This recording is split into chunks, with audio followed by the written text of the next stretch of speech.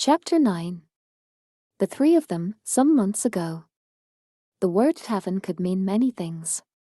Not all such places were attached to adventurers' guilds. Wander around town and you'd find several, with bulletin boards and lights shining. They typically had inns attached, and sometimes adventurers just wanted a change of scenery. These were places where adventurers could easily show up, eat and drink as much as they liked, and then set back off into town. In one such tavern, a minstrel gave a warbling strum of his instrument and began to sing. "How many times do we meet and part? What matters, proclaimed you, is what's in the heart. With no one to fancy, they come and they go.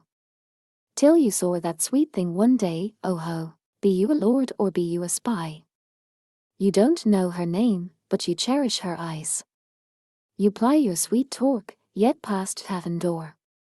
You realize too late, she's not there anymore. How many times do we meet and part? One meeting, one parting, and one broken heart. Right, then. Guess we've got ourselves a party, hey, Scaly. Har har har. Though I could wish for a warrior and a scout." Sitting well inside the cozy tavern, two adventurers talked affably and laughed. One was a dwarf, stroking his white beard, pounding his rotund belly, and helping himself to wine and food. And across from him was a lizardman, eating with his bare hands, his great, scaly body seated on a wine barrel. They drank the wine that was brought to them like water, in a manner that went beyond hearty and was practically celebratory. A blocker, a ranger, a warrior priest, a cleric, a wizard. I would say we have a pretty good combination. Well, true. Lizard priest took a bite of the boar leg he held with both hands, while dwarf shaman lapped at a bit of wine that had spilled on the end of his beard. He poured wine from the bottle into his cup with a glug, glug, then slurped from the overflowing vessel. He downed it in a single gulp and let out a burp. Not enough in the front row, not enough in the back row, not enough connections to get equipment and items. Complain about everything, and you'll have everything to complain about. Just so, Lizard Priest said, slapping the floor with his tail. A party with 3 magic users is surely blessed. Got to admit, it is a little surprising. Your meaning? You. The red-faced dwarf thrust his empty cup in the direction of Lizard Priest. At first, I thought you might not be interested in partying up with another cleric. Har har har har har har. Oh, Master Spellcaster. I never know what you will say next. Lizard Priest laughed easily. Finished with the meat, he gnawed on the leg bone, making a ferocious show of his teeth.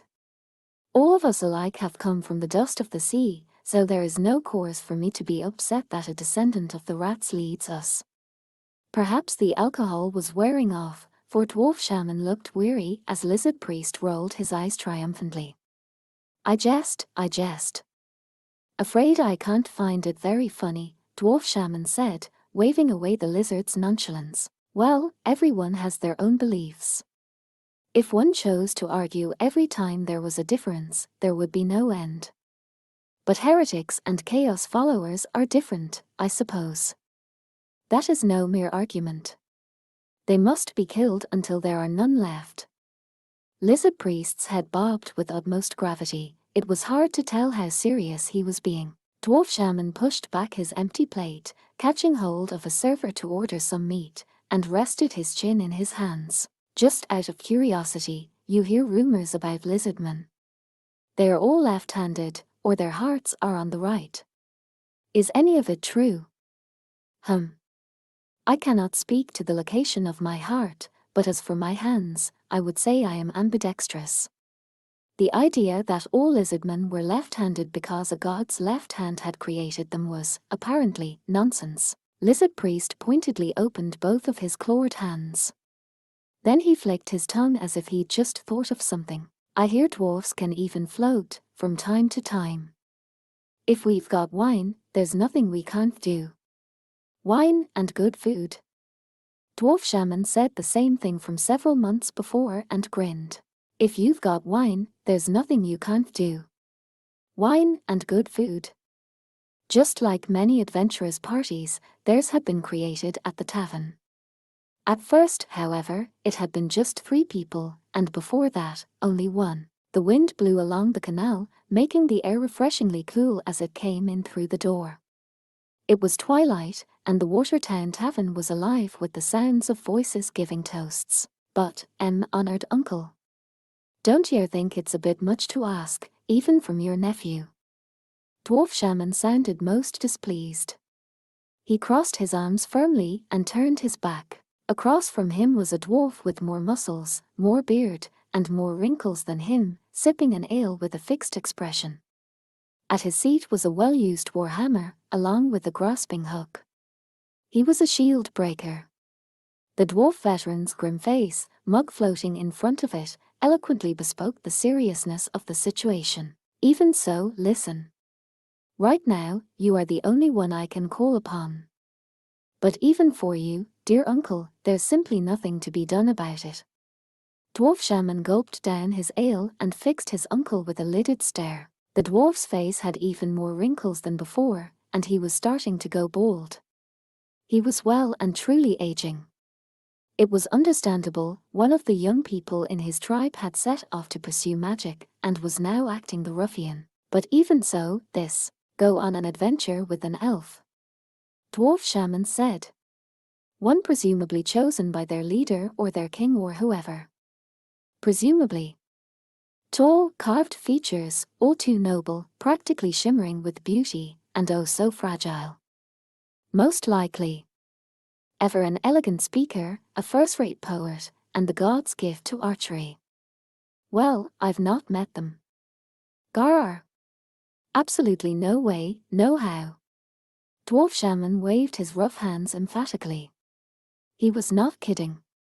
I couldn't breathe around someone like that. I'd die of suffocation. Listen, you selfish. You say the world's in danger. I'm more than willing to help, but not with an elf. Then it happened. A cup came spinning through the air, trailing wine, and smacked Dwarf Shaman's uncle in the back of the head. Hey! You say that again. From behind his uncle, who was now face down on the table and rubbing his head, there came a bracing, clear voice. Dwarf Shaman looked up and saw a sharp-eyed elf girl, her hands on her hips in an imposing stance.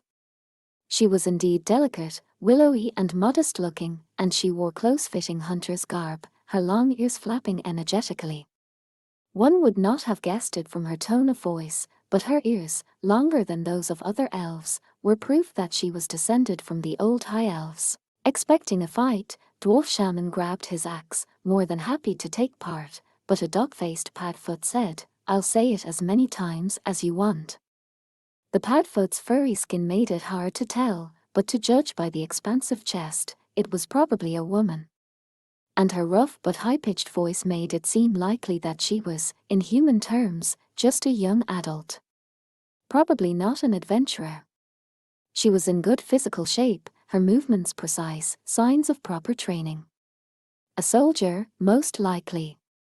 She wiped off the wine that dribbled from her head and gave a snort. Elves just stay shut up in their forests, ignoring everything and everyone, and they're misers, to boot. I'll show you the truth about elves.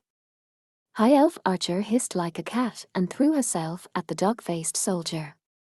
The table fell over with a crash, wine cups went flying, dishes were overturned. The drunks who had gathered in the tavern gave way at the familiar scene and started taking bets. My money's on the elf. No, the Padfoot. But elves are so fragile. Yeah, but Padfoots are so stupid. What a troublemaker. OOF, that hurt. Dwarf Shaman shrugged at his uncle, who was rubbing his head and groaning. Rather unusual for an elf. Would you mind if your companion was someone like her? Well. I don't suppose the high muckety-mucks of elfdom would pick someone so rash. As he muttered, Dwarf Shaman reached out for a plate. He grabbed a handful of dried beans, notwithstanding the wine splashed on them, popped them into his mouth, and crunched noisily. Beside him, his uncle heaved a sigh. They've already made their choice, he said. And they picked her. Say what? Look at the personal description. His uncle pulled a rumpled piece of paper from his bag and passed it over. Dwarf Shaman opened it with fingers both thick and nimble, then held it up and looked through it at the fight. That anvil.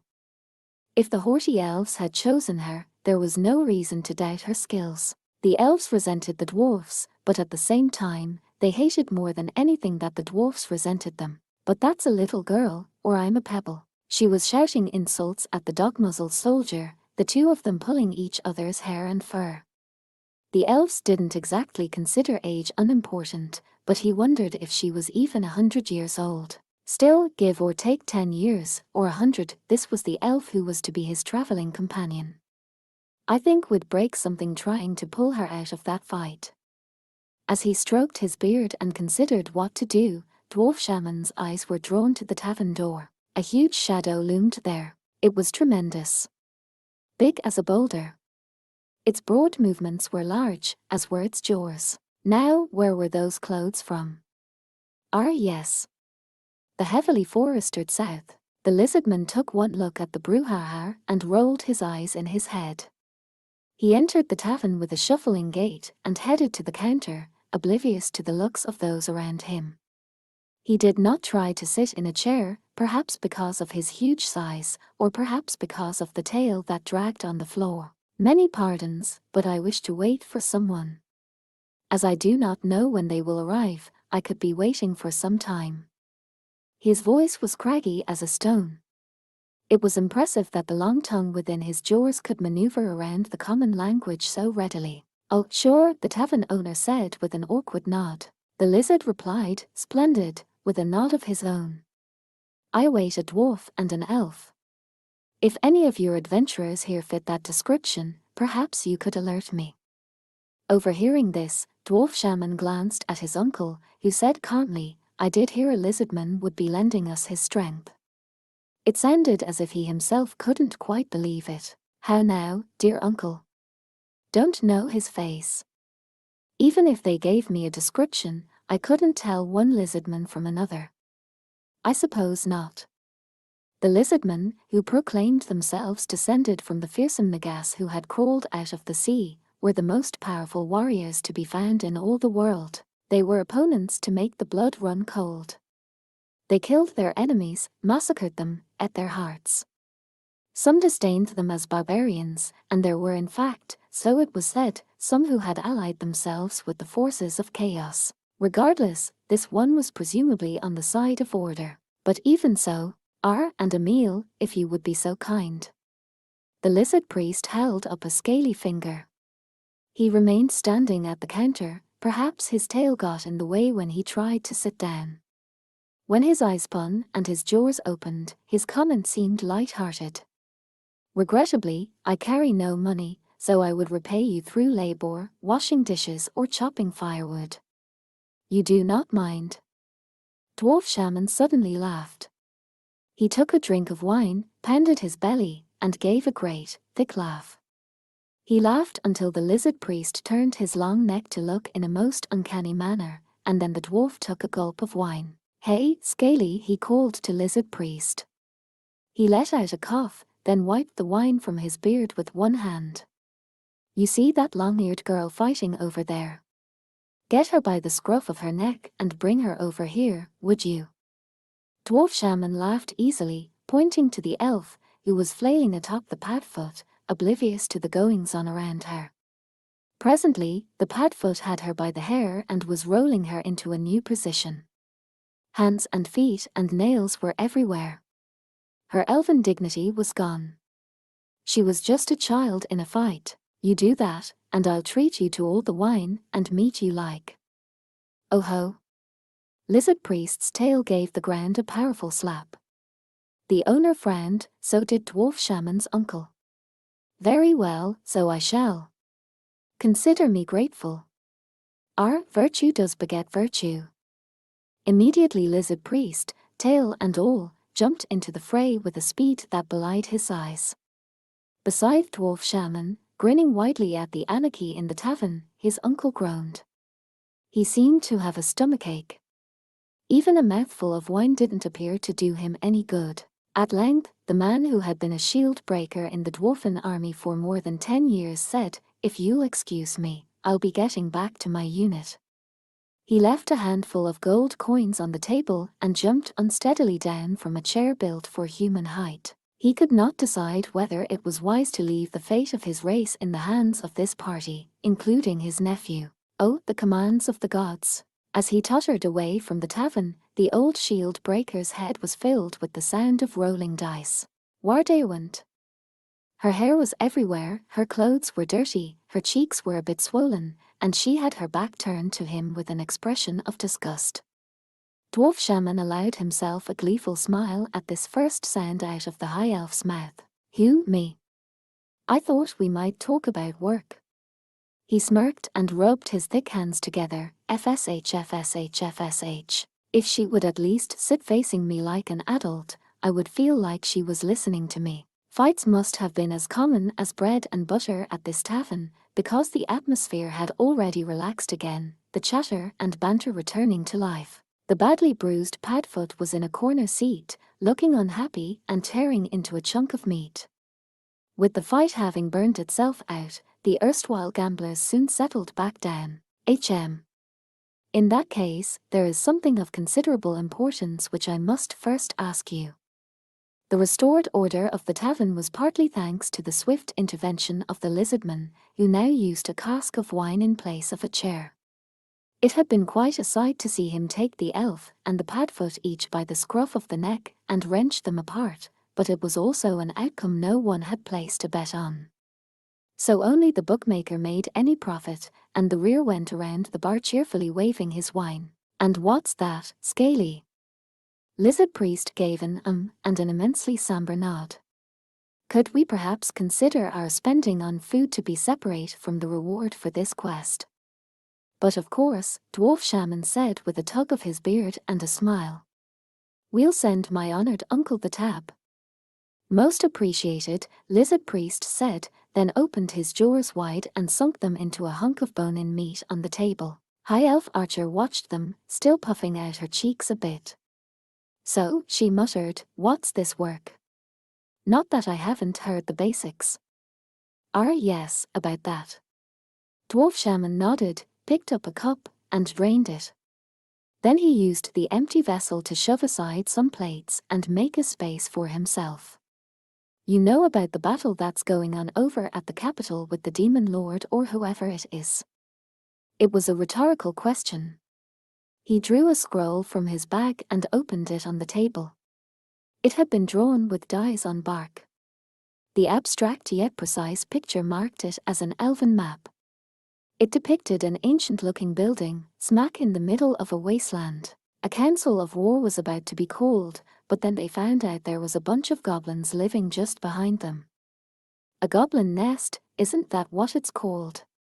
"Yes, and a plenty big one, too." "Here?" High Elf Archer looked where Dwarf Shaman was pointing and blinked. She peered at the symbol on the ancient building in the middle of the wasteland, then at the huge forest not far from it. "Hey, that's my home." "Millimeter. That would explain why you're here." Lizard Priest nibbled more meat off his bone, chewed several times, and swallowed before speaking further. "Is this what you call politics?" "Indeed." Dwarf Shaman nodded firmly. "Well, this was a fine mess. One of their members was here to satisfy someone's honor. He smelled trouble ahead. My uncle may think it's unreasonable, but we can't let the humans sit by while our armies are the only ones to mobilize. And no rears or padfoots." High Elf Archer's ears twitched at the mention of the beast folk. The dog-faced soldier she had been fighting with had been brought to heel by a superior officer who had come rushing in.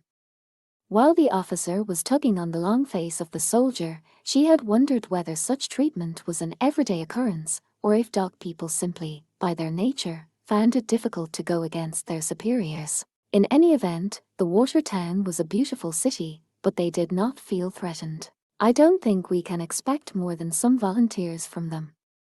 There were individual rears of great bravery, but this did not extend to their clans or their administrators.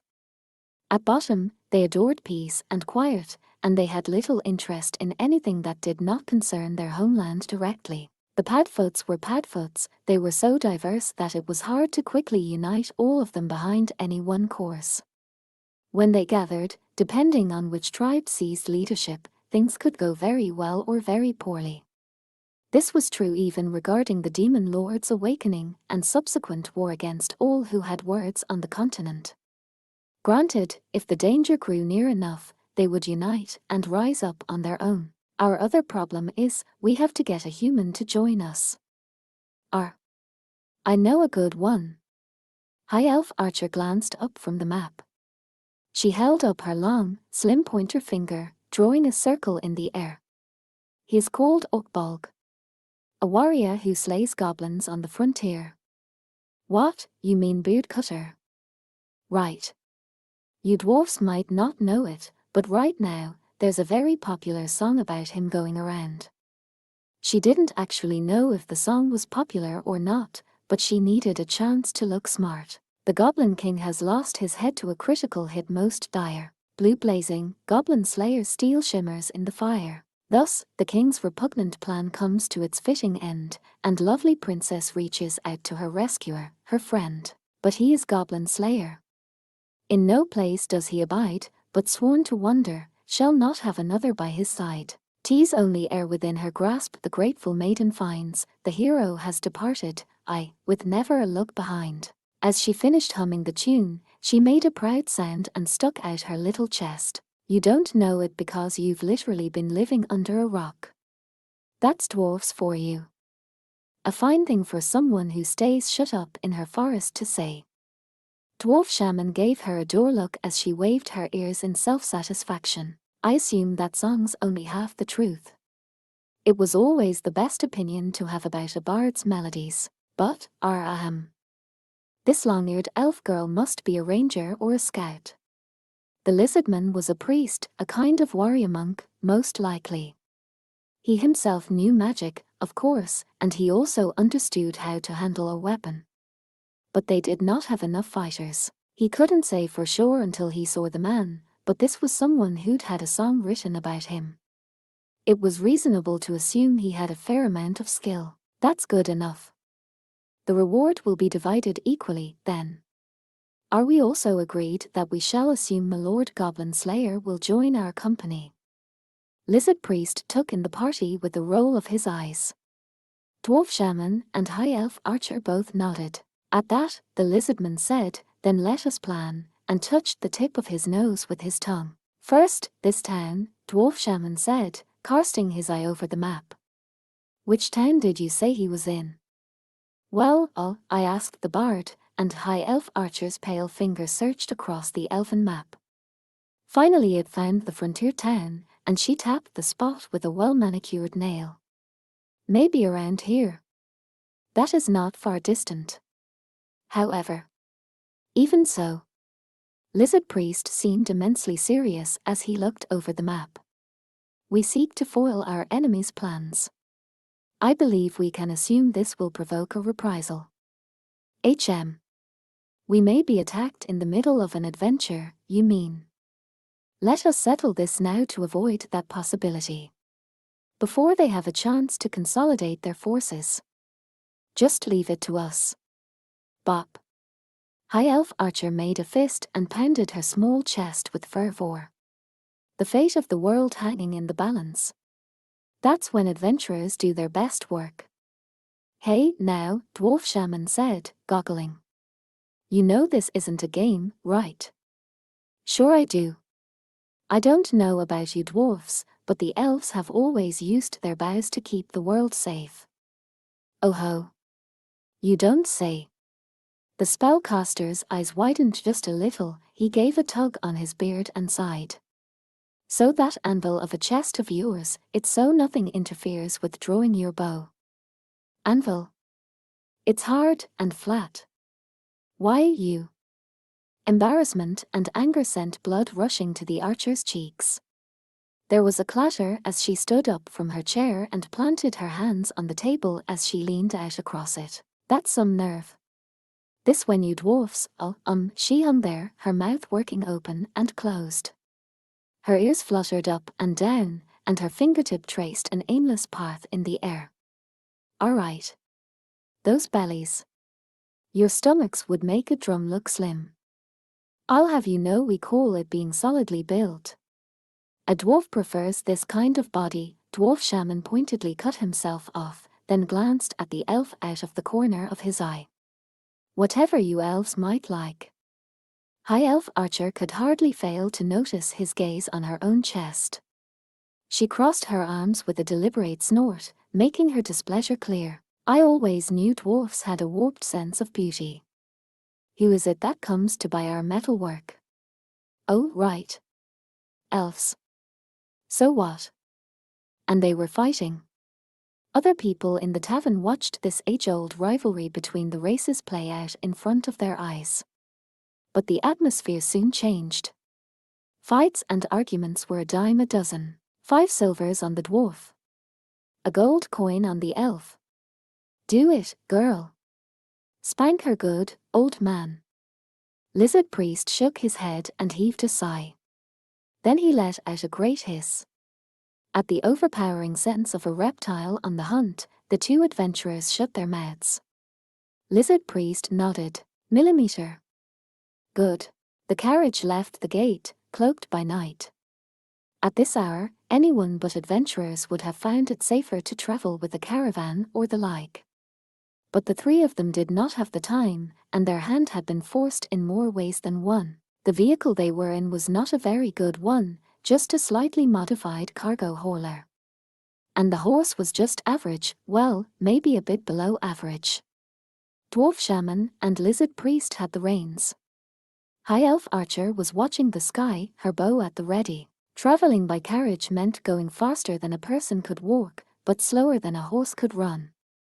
Dwarf shaman was not pleased with this situation. He had wanted to get the best possible ride and horse, to say nothing of the driver. But the funds he had gotten from his uncle were limited, as was their time. He had had to compromise, and to top it all off, we have to go slowly. What a lot of trouble. Bear in mind that we do not have the luxury of changing horses at one of the intermediate stations. Seated beside him on the driver's platform, Lizard Priest replied to Dwarf Shaman's cautious comment to himself. And if you consider the trouble we would have if we were to rush and thereby attract unwelcome attention, this way is in fact faster. Unwelcome attention. High Elf Archer tilted her head, flicking the tips of her ears in the direction of the coachman's seat. Bandits or brigands, I suppose. Right? Her face scrunched at the reply, as if she found it very unpleasant. Dwarf Shaman caught the plain display of emotion in his peripheral vision and made a sound of annoyance. We managed somehow in town, by the auspices of that lovely lady, but now we're out in the open fields. Once away from the sanctuary of the supreme god, it may be only a matter of time until some ill spirit sets upon us, said Lizard Priest. Are you talking about what they call God's blessing? Our god of smithing and steel is only good for courage in battle. Nonetheless, Dwarf Shaman muttered a prayer to the great god Chrome. He shrugged and shook his head, saying without malice, got to at least pray that our elf girl doesn't lose her nerve when it counts. HRK. The elf's ears could hardly miss this nasty little comment. Just you watch. You'll bow down to thank me when this is over. Sure. Can't say I've got my hopes up. He waved an open palm. High Elf Archer gave a furious snort and rolled onto her back. Dwarf Shaman took his cue from her, looking up at the sky. It was full of stars, and the 2 moons. The stars sparkled as if someone had scattered precious jewels over black velvet. The moons shone like a pair of eyes, green and cold. Perhaps it was the approaching summer that gave the air its unusual dampness and made it seem hard to breathe. I could do with just a breeze, High Elf Archer muttered. Dwarf Shaman felt the same, though he said nothing. Their party arrived at an abandoned plot of earth that seemed once to have been a village. The gloomy skeletons of houses in the moonlight cast obscene shadows on the road. This corpse of the village had gone wild, left to the overgrowth. It would have seemed desolate even in daylight. Now, at night, it would not have been surprising to find ghosts or ghouls there. Arr. High Elf Archer made a strange sound. She looked over her shoulder, her nose tickling. What is it now? Stopping to sniff the flowers or something? Oh, stop. There's a weird smell. She waved her hand in front of her nose, casting a glance around the area with an expression of deep suspicion. It's kind of thick and kind of prickly. And I can smell it even though there's no wind. Sulfur, most likely. This is sulfur. Some kind of vapor mixed with sulfur, to be more precise. What that meant was not lost on any of them. They went silent and gave a collective gulp. The elf looked up, an anxious expression on her face. Above us. It appeared less like a living thing and more like a machine, flesh in the shape of a man-made bug. Its body was red, its head spiked as if it were wearing a hat. A red cap. It flapped its bat-like wings, and cruel, curved claws were visible on its hands. A lesser demon. And there were two of them. This was a random encounter. Are they coming? Shouted Dwarf Shaman, giving a crack of the reins and urging the horse on. The animal whinnied, having sensed things not of this world. The clacking carriage wheels began spinning in earnest as the horse set off at full tilt. Make him go faster. No, give me the reins. You prepare your spells. All yours. Nearly flinging the reins at Lizard Priest, Dwarf Shaman spun around in his seat. He was careful, of course, to hold tight to the shoulder strap of his bag of catalysts, lest it go flying away. Can't we get away? High Elf Archer said, licking her lips as her bow sang out with arrow after arrow. Don't know about that, but, Dwarf Shaman said. We cannot risk information getting out, Lizard Priest said with a deep nod, as calmly as if he were getting ready to eat dinner. We must kill them here. The demons appeared to have the same idea. With a rush of air, one of them dove at the carriage. As someone shouted out that initiative had been taken, there was a crash, and splinters of wood went flying. The demon had swiped at the carriage from behind, its claws as deadly as any weapon. Urk. Fur. Dwarf Shaman brushed bits of carriage out of his beard and bellowed, if you ruin this thing, we'll be the ones who take the blame. I shall see to the safety of the horse, so if you would be so kind, Lizard Shaman replied. The next attack came from the sky as they chatted. A rushing dive, wings folded.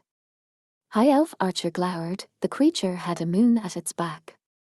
Her ears jumped, reading the wind, her drawn bowstring creaking. You stupid, stinking. Arr. An otherworldly scream ensued. High Elf Archer had not missed her chance to fire. The demon, its hand nailed to the carriage by the arrow, writhed about, tearing up the wood with its claws. That'll show you. The last thing the demon ever saw was an elf drawing her bow directly in front of it, the arrow tipped with a bud. The bowstring made a sound that would have suited a high-quality musical instrument. It launched the arrow through the demon's eyeball and into its brain. The creature's neck snapped backward under the force of the blow. The corpse hung limply, scraping along the ground. High Elf Archer gave a smile of appreciation for her handiwork. That's one down. Fine work. But as he is something of a burden, perhaps you could see him off our carriage. Yeah, sure, goo, what? In the space of an instant, several strands of High Elf Archer's hair were caught by a claw and went dancing through the air. The monster that had come racing down had taken a swipe at her neck. High Elf Archer fell on her behind, trembling, still holding the shaft of the arrow she had pulled out. At the same moment, the dead demon slid to the ground, bouncing with a dull thump. Bit of a fright, there. I'm not scared, I'm angry. She bristled at the tease from Dwarf Shaman, whose hand had been ready with his bag of catalysts the entire time, then glared up at the sky. With one fewer demon corpse on board, their speed was picking up again, but it was no match for a creature with wings. You, dwarf. High Elf Archer shouted without taking her eyes off the air. Can't you use a spell to knock him out of the sky or something? I guess I could. In so many words, he closed one eye and peered up, judging the speed and distance between him and the enemy. The curtain of night was powerless before the light of the moons and stars, and dwarfs could see easily through darkness anyway. It's just that if I brought him down with a spell, he'd only get back up again. What? Some spell caster. Stupid dwarf. Or quit your whinin', dwarf shaman said coldly, frowning. They don't move by the same laws we do. Steel and iron are the ways to deal with them. Physically, you mean. Well spoken. Holding the reins, Lizard Priest twisted his huge jaws into a smile that reminded them of nothing so much as a shark. He seemed to do some quick calculations, then nodded in satisfaction. Master Spellcaster, you say you can bring it down. I should think, Dwarf Shaman nodded. Not for very long, though. Then Master Ranger, kindly pretend you are going to take a high shot. Can do. Without waiting to hear the rest of the plan, High Elf Archer loosed an arrow into the night. It was potent as magic, an arrow as only an elf could fire one, but the demon nimbly zigged out of the way. Or damn. High Elf Archer clicked her tongue and knocked a new arrow into her bow, drawing the string. Now then, Lizard Priest said, tugging on the reins to slow the horse to a crawl. Perhaps you would be so kind as to pierce him with an arrow tied to a rope. An arrow tied to a rope. High Elf Archer took the rope that had been tossed onto the cargo platform, her mouth a flat line as she gazed up at the enemy. The red-skinned monster continued to beat its wings, looking for its opportunity to come at them. Fine, I'll do it. No sooner had she spoken than she began to tie the rope to the arrow. The elf's agile fingers had no trouble, even atop a rocking carriage. She kept her eyes and ears on the opponent, her hands moving as if someone else were controlling them. Her mouth relaxed. You're like a general or something, she said. You are too kind. Lizard Priest gave a broad shake of his head. If you must compare me to something, I am like the feather on a shaft. I only set the direction, I do not. Before continuing, his tongue flicked out and touched the tip of his nose. Millimeter, he said at length. To have a functioning unit, one must gather an arrowhead, a shaft, a feather, a bow, and an archer. High Elf Archer smiled faintly. That was a metaphor she could understand. I wonder if that would make me the tip. Come on, dwarf, make sure that spell's on target. HMPH. That's quite enough out of you. As Dwarf Shaman shot back at High Elf Archer and got the enemy in his field of view, he noticed something, a single red light in the sky. It was burning in the wide, open mouth of the demon. Firebolt incoming. Now. Lizard Priest said with heartfelt joy, giving the reins a tremendous shake. The horse made an awful neigh of confusion and fear, and the carriage careened in a new direction, creaking all the while. Just seconds later, a beam of flame lanced down at where the carriage would have been, embers flying into the sky. The glowing light illuminated Lizard Priest's terrible visage. Har har har har har har har har. Now things have become interesting. I think you've mistaken our carriage for a chariot, Scaly. Indeed, the lizard replied, provoking a nutter from Dwarf Shaman as he looked at the sky. The red demon appeared to be readying for another dive, now that they had evaded its trademark firebolt. Think it's going to be that easy, do you? Dwarf Shaman bellowed at the shadow as it grew steadily larger. Pixes, hurry, quickly. No sweets for you, I just need trickses. Words full of the true power to bend reality poured out, and the magic circle caught the demon cleanly. Normally, the creature should never have been able to escape the chains of gravity, no matter how hard it flapped its wings. Lesser demons were still demons, these monsters lived to twist the natural order. A remainder error. The demon, which had fallen to earth, howled and flapped its wings mightily, shattering the magical bonds that held it. It would have its revenge on that dwarf, and that lizardman, and that elf. The mere thought of the blood of an ancient high elf, the smell of her liver, was enough to stoke the greed of the base creature. Take this. It was an arrow from that very elf that put an agonizing end to that greed.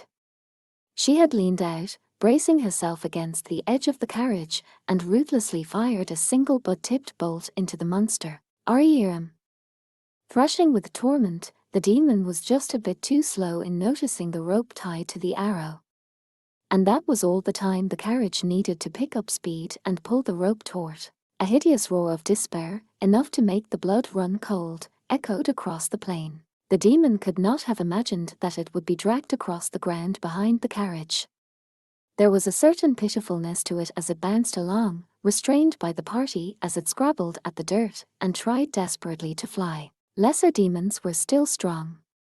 If the trio couldn't control its position, it would soon have its claws in the earth, and if it could stand, it would be only a moment until it was in the air. And once aloft, it would be dangerous. What next? High Elf Archer shrieked, pulling another arrow out of her quiver. Lizard Priest stood easily.